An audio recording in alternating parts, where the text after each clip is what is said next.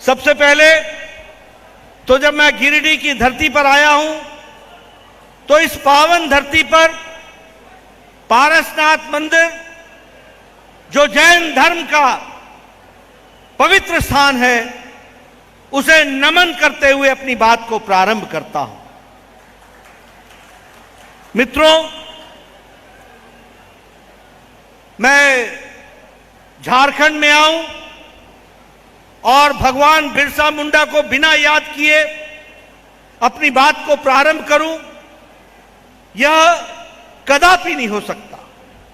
सबसे पहले तो मैं भगवान बिरसा मुंडा जी को नमन करते हुए, इस वीर भूमि को नमन करते हुए अपनी बात को प्रारंभ करता हूं।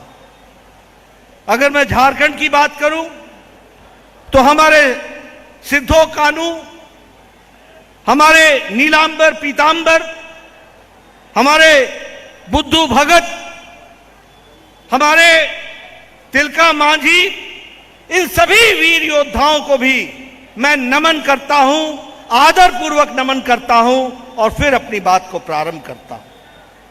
मित्रों, मेरे से पूर्व वक्ताओं ने, रघुवर दास जी ने, बाबूलाल मरांडी जी ने आपको गहराई से बताया है कि किस तरीके से राज्य सरकार और केंद्र सरकार ने आपके हितों का हनन किया है, किस तरीके से वो सरकार चला रहे हैं। लेकिन मैं यहां पर आदरणीय मोदी जी की सरकार में 9 साल में सेवा, सुशासन और गरीब कल्याण के लिए किए गए कार्यों की चर्चा करने के लिए आया हूं, क्योंकि आज भारत की बदलती तस्वीर और तकदीर का नेतृत्व करने वाले और कोई नहीं, वह हमारे आदरणीय प्रधानमंत्री नरेंद्र मोदी जी हैं, जिन्होंने देश की तस्वीर और तकदीर बदली है। आज हम सबको खुशी होती है जब हमारे प्रधानमंत्री बोलते हैं तो दुनिया सुनती है। यह कहा जाता है कि when India speaks world lessons, जब भारत बोलता है तो दुनिया सुनती है। कल का दिन ऐतिहासिक दिन था। वैसे दिन साधारणतः घट जाते हैं, लोग याद नहीं रखते, लोग भूल जाते हैं, लेकिन कल का दिन ऐतिहासिक था जब 21 जून को भारत के प्रधानमंत्री यूनाइटेड नेशंस जनरल असेंबली के प्रांगण में अपनी संस्कृति से जुड़ा, अपनी विधा योगा को अंतर्राष्ट्रीय योग दिवस दुनिया में जब मनाया जा रहा था, तो उसका नेतृत्व न्यूयॉर्क में प्रधानमंत्री जी कर रहे थे। और ये भारत की विधा, भारत की संस्कृति से जुड़ा हुआ योग, इसको दुनिया में प्रसारित करने का काम, अंतर्राष्ट्रीय योग दिवस बनाने का काम और मनाने का काम और इसका नेतृत्व करने का काम अगर किसी ने किया है तो वह हमारे प्रधानमंत्री नरेंद्र मोदी जी ने किया है। इसको भी हमको ध्यान में रखना चाहिए। मित्रों, पिछले कल वो दुनिया के टॉप सीईओज के साथ मिल रहे थे, और जब हम टॉप सीईओ की बात करते हैं तो नोबेल प्राइज विनर पॉल रोमर ने कहा कि वो दिन अच्छा होता है जिस दिन हम कुछ नई चीज सीखते हैं। आज मैं मोदी जी से मिला हूं और मैंने जाना कि किस तरीके से मोदी जी ने आधार को भारत के विकास का आधार बना दिया है। इस बात को उन्होंने बताने का प्रयास किया। उसी तरीके से अगर हम कहें तो एलन मस्क ने कहा, आई एम मोदीज फैन, मैं मोदी का प्रशंसक हूं। कौन कह रहा है? दुनिया के टॉप सीईओ, दुनिया के टॉप बिजनेसमैन, और जिसको हम कहते हैं कि दुनिया में आर्थिक जगत में लीड करने वाले लोग, वह कहते हैं कि हम मोदी के प्रशंसक हैं। इसलिए आज बदलता भारत, आज बदलती तस्वीर, यह हम सब लोगों को ध्यान में रखना चाहिए। अभी अभी वो ऑस्ट्रेलिया गए थे ऑस्ट्रेलिया के प्रधानमंत्री ने कहा, Modi you are the boss. Elon Musk बोलते हैं, I am fan of Modi. कोई कहता है ग्लोबल लीडर, कोई कहता है Modi you are the hero, कोई कहता है Modi you are the reformer in chief. बदलाव के आप चीफ हो, बदलाव लाने वाले आप अकेले नेता हो, ये दुनिया बोलती है। कोई बोलता है महान देशभक्त। ये दुनिया में मोदी जी को अलंकृत करके दुनिया में मोदी जी के बारे में प्रशंसा होती है। लेकिन जिसे दुनिया प्रशंसा करती है,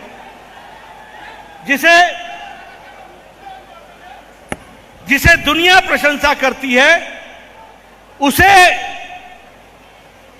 हमें दुख के साथ कहना पड़ता है कि हमारे कांग्रेस भाइयों को मोदी जी की प्रशंसा, देश की प्रशंसा भाती नहीं है। और वो जब लोग बोल रहे हैं Modi you are the boss, you are the hero, you are the reformer, महान देशभक्त, तो हमारे कांग्रेस के लोगों के अल्फाज होते हैं, मोदी सांप जैसा है, मोदी बिच्छू जैसा है, मोदी अनपढ़ है, मोदी चाय बेचने वाला है, ये क्या प्रधानमंत्री चलाएगा, इसके पास डिग्री नहीं है।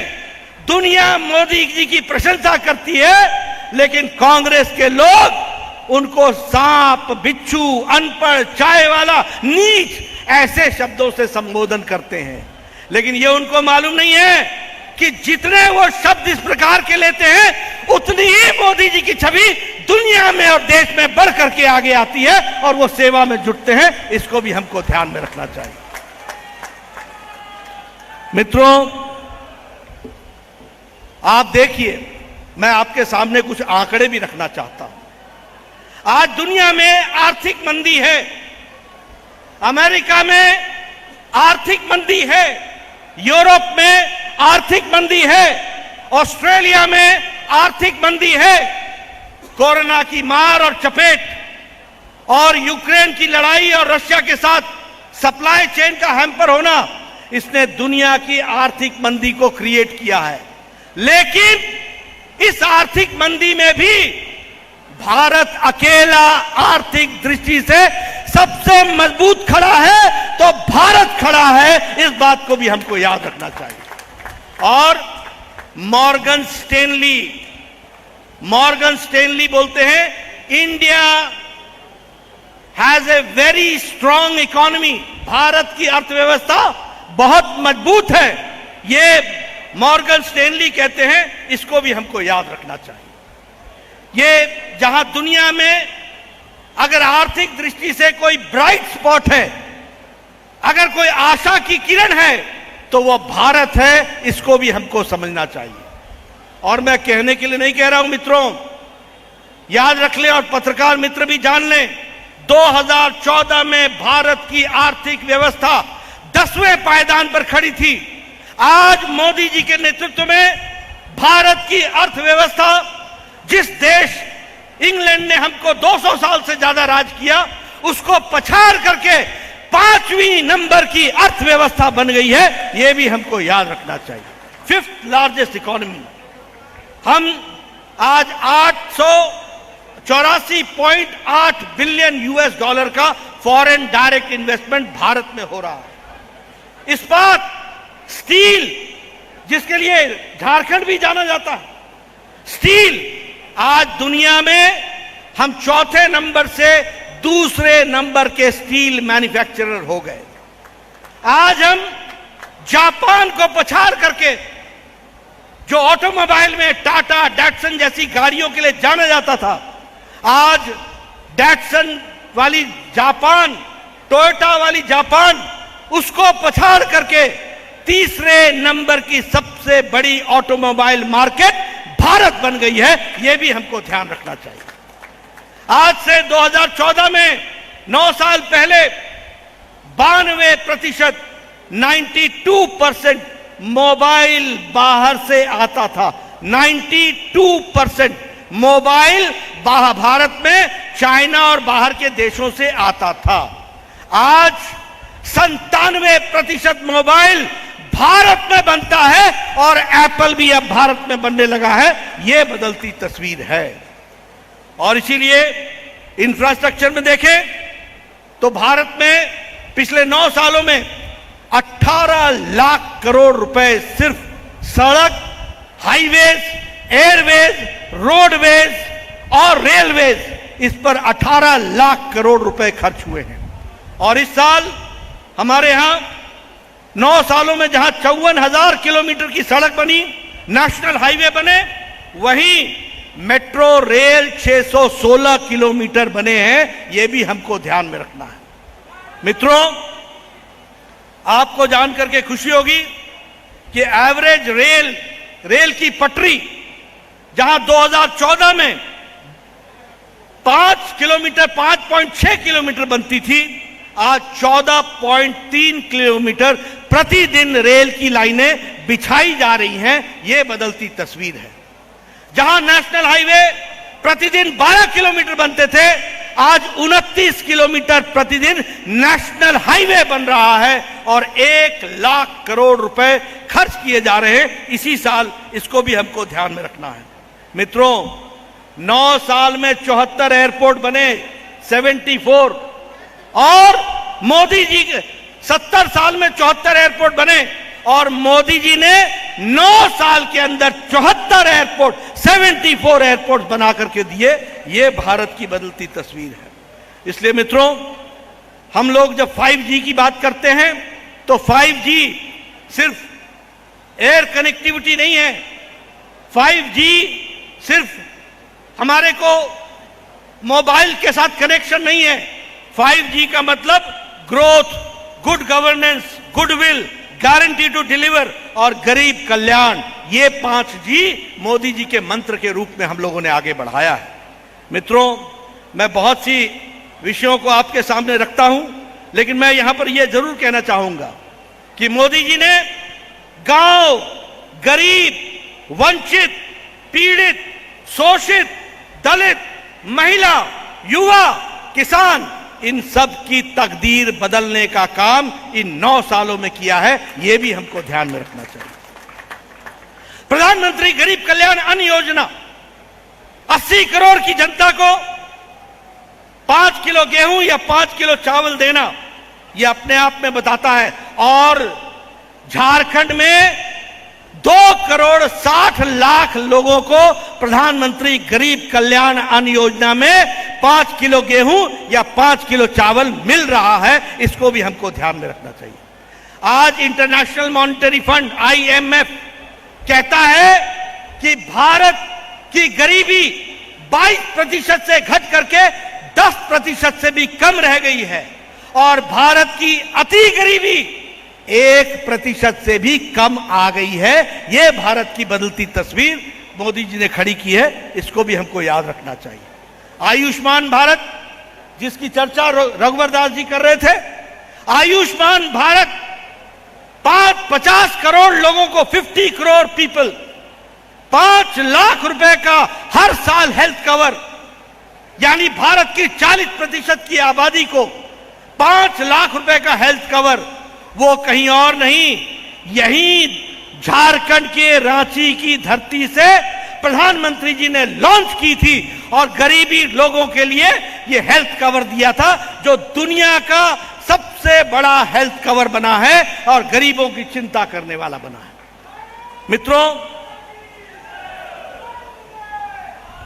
मित्रों, मैं आपको बताता हूं, ये जो 50 करोड़ लोग हैं, ये कौन है? ये किसी जाति के आधार पर नहीं है, गरीबी के आधार पर है, प्रोफेशन के आधार पर है। कौन है ये लोग? चाय वाला, रिक्शा वाला, ठेला वाला, रेडी वाला, सब्जी वाला, गांव का बस का ड्राइवर, बस का conductor, lift man, rag picker, जो कूड़ेदान से प्लास्टिक इकट्ठा करता है। ऐसे गरीब लोगों को मोदी जी ने 50 करोड़ लोगों को हर साल गंभीर बीमारी से लड़ने के लिए 5 लाख रुपए का हेल्थ कवर दिया है। यह बदलता भारत है, जिसको हमको समझना चाहिए। मित्रों, प्रधानमंत्री आवास योजना, 4 करोड़ लोगों को मकान मिले, 18 लाख लोगों को मकान झारखंड में मिले, 18 लाख लोगों को। मैं आपके साथ एक बात कहना चाहता हूं। मैं 1993 में विधायक बन गया था। 1993 में मैं विधायक बन गया था और मेरे पास मेरा बीडीओ ब्लॉक डेवलपमेंट ऑफिसर आता था और कहता था, नड्डा जी आपको एक खुशखबरी देनी है। मैं कहता था, क्या है खुशखबरी? तो कहता था, आपको एक पंचायत में एक इंदिरा आवास योजना का घर मिला है, बताइए इसको किसको दूं? मैं पशुपेश में पड़ जाता था। एक अनार 100 बीमार, किसको दूं? एक पंचायत में एक इंदिरा आवास की योजना का घर। यह था कांग्रेस का शासन, यह थी कांग्रेस की सरकार। और आज 4 करोड़ घर, पक्के मकान मोदी जी ने 9 साल में बना करके दे दिए और झारखंड में अकेले 16 लाख घर बना के दिए। और आपको जानकर के खुशी होगी कि घर का मालिक नहीं है, मालकिन है। यह महिला सशक्तिकरण का तरीका मोदी जी ने निकाला, इसको भी हमको समझना चाहिए, यह भी हमको ध्यान में रखना चाहिए। जल जीवन मिशन, आज लगभग जल जीवन मिशन में हम लोगों ने करोड़ों 9.9 करोड़ घरों को जल से जोड़ा है और आपके यहां भी 1 करोड़ से ज्यादा लोगों को जल जीवन मिशन में जोड़ने का काम किया है। तो प्रधानमंत्री मोदी जी ने किया है, यह भी हमको ध्यान में रखना चाहिए। मित्रों, युवाओं के लिए, किसानों के लिए प्रधानमंत्री किसान सम्मान निधि, अगर मैं किसान सम्मान निधि की बात करूं, 10 करोड़ 78 लाख लोगों को हर चौथे महीने 2-2 हजार रुपए प्रधानमंत्री किसान सम्मान निधि में देने का काम किया तो नरेंद्र मोदी जी ने किया है। और ये डायरेक्ट बेनिफिट ट्रांसफर है, बीच में कोई बिचौलिया नहीं है। मोदी जी एक बटन दबाते हैं और 15 सेकंड के अंदर 10 करोड़ 78 लाख किसानों के खाते में 2-2 हजार रुपए 15 सेकंड के अंदर पहुंच जाता है। यह बदलता भारत है, इसको भी हमको समझना चाहिए। इसलिए मित्रों, चाहे जनधन की बात हो, चाहे एग्रीकल्चर की बात हो, अभी आप देखिए प्रधानमंत्री किसान सम्मान निधि में झारखंड में 22 लाख लोगों, किसानों को इसमें जोड़ा गया है। 22 लाख। फसल बीमा योजना में 1 करोड़ 33 लाख किसानों को जोड़ा गया है और उनके हेल्थ क्लेम्स को दूर किया गया है, यह भी हमको समझना चाहिए। इसलिए मित्रों, विकास के दृष्टि से एक कहानी जो हम सबके सामने है, वह भी हम सबको देखने को मिला है। मित्रों, मैं आपका ज्यादा समय नहीं लूंगा, विकास की बात मैंने आपको बताई, लेकिन झारखंड के विकास की बात करूं तो 2402 किलोमीटर सड़क बनी थी झारखंड में और आज नेशनल हाईवे 7791 किलोमीटर झारखंड में नेशनल हाईवे बना है, यह मैं आपसे बताना चाहता हूं। उसी तरीके से 103 किलोमीटर का हाईवे का स्ट्रेच रांची से चांडिल 1479 करोड़ रुपए खर्च करके बना है, यह भी हमको ध्यान में रखना चाहिए। मोदी जी ने 16,800 करोड़ रुपए के फाउंडेशन स्टोन और इनॉग्रेशन पिछले साल ही यहां मोदी जी ने किया, यह भी हमको ध्यान में रखना चाहिए।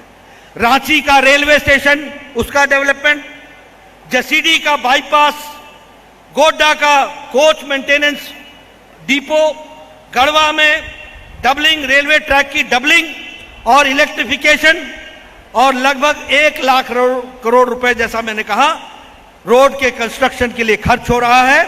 और all India institute of medical sciences Deoghar, यह भी किसी और ने नहीं दिया, आदरणीय मोदी जी ने झारखंड की धरती पर देवघर में आकर के वह भी आपको समर्पित किया है, यह भी आपने देखा है।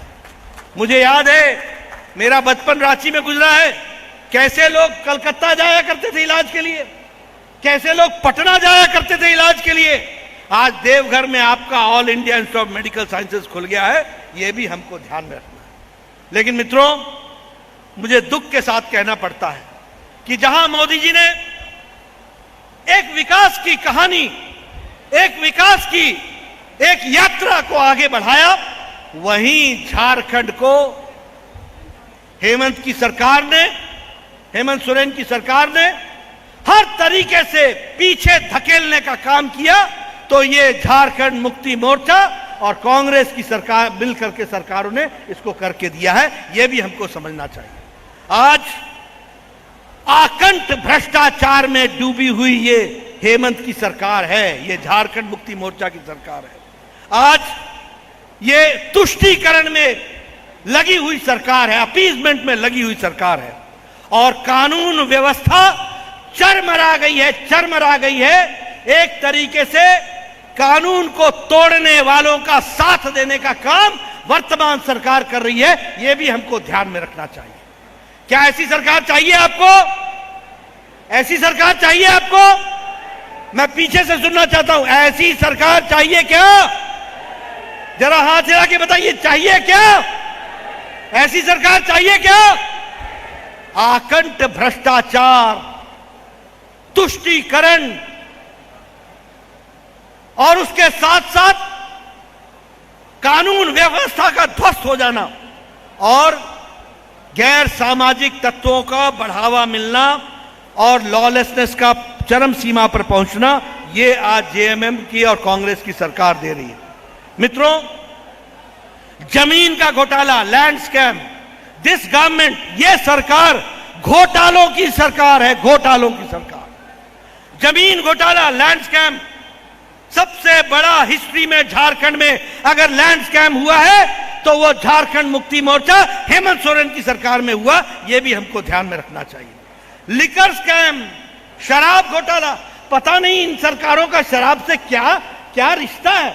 जहां देखो, जहां गैर भाजपा सरकार है वहां शराब घोटाला, वहां शराब घोटाला, यहां भी शराब का घोटाला। उसी तरीके से इल्लीगल माइनिंग और हेमंत सोरेन की सरकार और हेमंत का आशीर्वाद, ये अपने आप में जुड़ी हुई बात है। इसको भी हमने को समझना चाहिए। और आपने देखा होगा कि साहेबगंज में किस तरीके से इल्लीगल माइनिंग होकर के वहां पर भी काम चल रहा है, यह भी हमको समझना होगा। मित्रों, अगर मैं तुष्टीकरण की बात करूं तो संथाल परगना के क्षेत्र में जो संरक्षण इल्लीगल बांग्लादेशी इन्फिल्ट्रेटर्स को मिल रहा है और झारखंड मुक्ति मोर्चा के लोग और कांग्रेस के लोग उनके संरक्षण में खड़े हैं, यह बहुत ही दुखदाई बात है। संथाल परगना में बांग्लादेशी घुसपैठ को अगर कोई शरण दे रहा है तो वो हेमंत सोरेन की सरकार दे रही है और गैर राष्ट्रवादी लोगों को पनपा रहे हैं। यह भी हमको ध्यान में रखना है। मित्रों, आपको जानकर के दुख भी होगा कि किस तरीके से संथाल परगना में हमारी आदिवासी महिलाओं के साथ अत्याचार हो रहा है। संथाल परगना में किस तरीके से आदिवासी महिलाओं का शोषण हो रहा है और यह शोषण सरकार की देखरेख में हो रहा है। मैं पूरी जिम्मेवारी के साथ बोलना चाहता हूं, सरकार की देखरेख में हो रहा है। बिल्कुल आंखें मूंद करके बैठे, घटनाओं पे घटनाएं हो रही हैं, महिलाओं के साथ अत्याचार हो रहा है, दुराचार हो रहा है, कोई पूछने वाला नहीं। और आप देखिए, अगर मैं आप बात करूं तो ट्राइबल बहनों के साथ तो हुआ ही हुआ, लेकिन जिस तरीके से महादेव की बारात को देवघर में जिस तरीके से अटैक किया गया और उसको डिस्टर्ब किया गया और इस यात्रा को डिस्टर्ब किया गया और सरकार मूक दर्शक रही, यह बताता है कि किस तरीके से आज ये सारी की सारी चीजें चल रही हैं। मित्रों, जो हमारे इलीगल इमिग्रेंट्स हैं, यानी जो घुसपैठिए हैं, बांग्लादेशी घुसपैठिए हैं, रोहिंग्या हैं, वो लोग हमारे ट्राइबल बहनों को फुसलाकर, ट्राइबल बहनों के साथ गलत व्यवहार करके उनका शोषण कर रहे हैं, लेकिन सरकार आंख मूंद करके बैठी है। यह स्थिति आज आकर के खड़ी हुई है। हम भूल नहीं सकते सुश्री अंकिता सिंह के किस्सा, हम भूल नहीं सकते राबिका पहाड़िया का किस्सा। ये अपने आप में बताते हैं कि किस तरीके से जेएमएम की हेमंत सोरेन की सरकार किस तरीके से उदासीन है, किस तरीके से उनकी इनसेंसिटिविटी है, उसके बारे में यह निश्चित रूप से बताती है। मित्रों, मैं ये कहना चाहूंगा कि इन विपरीत परिस्थिति में भी आपने एनडीए के कैंडिडेट को, रामगढ़ से बहन सुनीता चौधरी को आपने चुनाव जिताया, इसके लिए भी आपको मैं बधाई देता हूं और ये एक नई दिशा देने का काम हुआ है। इसके लिए मैं आपको बधाई देता हूं। मित्रों, 9 साल सेवा, सुशासन और गरीब कल्याण, इसके लिए हम अग्रसर हुए हैं। दुनिया में भारत ने अपने आप को स्थापित किया है। मोदी जी के नेतृत्व में भारत आगे बढ़ रहा है। यह दीगर बात है कि कांग्रेसियों के पेट में मरोड़ आ रही है। कांग्रेस के पेट में मरोड़ इसलिए आ रही है कि मोदी जी का विरोध करते करते वो आजकल भारत का विरोध करने लगे हैं। यह बहुत ही दुखदाई बात है। लेकिन क्या करें, ये लोग जो बौखला गए हैं, जो विकास की कहानी में अपने आप को शामिल नहीं कर रहे हैं, इनका वही हश्र होगा जो आप सब लोग आगे बढ़ेंगे तो जिस तरीके से इनकी बौखलाहट बढ़ रही है, ये बौखलाते रहेंगे। हम विकास की नई कहानी लिखेंगे और भारत को अमृत काल में एक विकसित भारत बनाने में कोई कसर नहीं छोड़ेंगे। यही मैं कहना चाहता हूं। आपने मेरी बात सुनी, आपका बहुत बहुत धन्यवाद। जय भारत, जय झारखंड, जय जोहार। बहुत बहुत धन्यवाद माननीय राष्ट्रीय अध्यक्ष।